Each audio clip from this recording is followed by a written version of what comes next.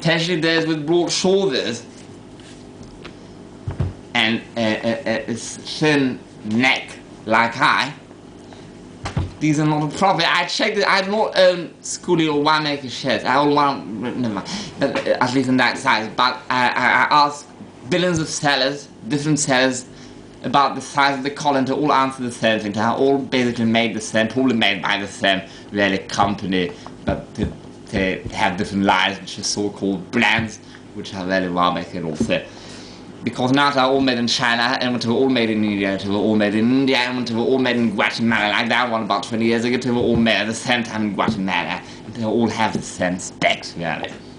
So, what shirts to get? Also, one may tell me, especially if one does not have large shoulders for one's height or thin neck, they have a lot of shirts, easy to start using the same method as for the antique collars, in collars similar to these, with sword-in collars. First of all, especially if you get a dark collar, a lot of them have a white band collar, or a white full collar, like stand-up collar, proper imperial collar, or a double round collar, or wing collar in white. Now the problem is, when it's washing, the dye shall transfer. See, that one is a little bit pink. The dye shall indubitably transfer. And they were trying to recreate the effect of the Winchester shell, or the period effect of really wearing a period, because they also often have them with a small star like that, or it already has a proper full color. So it would not. So the idea was really to pretend to have a removable color without having a removable color. But there's a problem there, is that the dye transfers.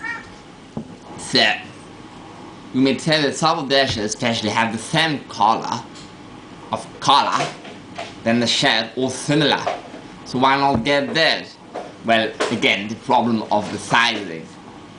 But perhaps it will work for you. And know that it will not be, but it can barely be told the difference. The difference when one really cannot be told that it is fused with the color and all. So this may work, but for people built like me, it does not work.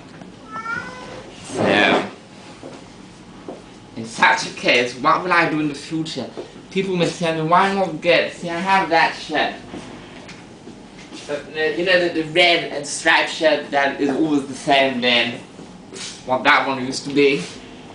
So that one had very snug shoulders for me. So the other one has a good sizing of shoulders, but it is ridiculously almost too long. But the too long part can always work, because next time I iron it, I shall, when starching it the traditional method, I shall roll it as I starch it, so the rolled up part stays stuck to what is rolled up against and never comes down and never comes in contact with my penis, to be precise, and so it does not get you instead. Throughout the mouth that I wear it. The problem is, again, back then these shirts were meant to be taking removable collars. These are from the 1940s, and telling you that the overall style of the removable collar, although it is very stiff, it has to be snug. So they were meant to cut the collars very snug when they made them, in sizing. And you see that in the original shirts, were to be super old, like the 1850s, or the last decade, that a lot of men were wearing detachable collars in the 1940s and 50s, and perhaps 60s for Britain.